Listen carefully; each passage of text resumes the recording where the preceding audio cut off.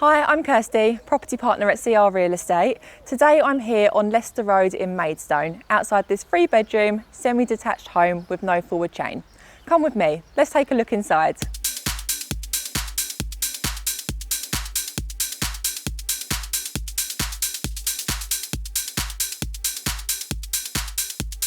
The ground floor accommodation of this home compromises from a spacious living room, a kitchen diner, a conservatory, and also doors into the garden.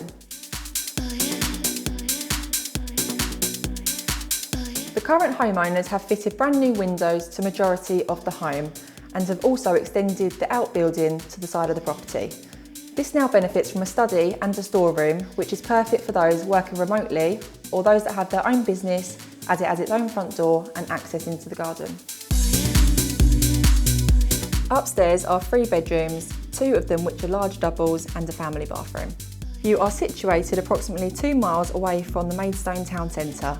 There are shops, restaurants and various different places for all the family to enjoy.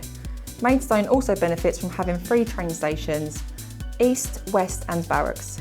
Helping those with commuting needs, there is also a great selection of bus routes. Externally, this home offers parking for 2 cars, as well as this rear garden, which is a generous size.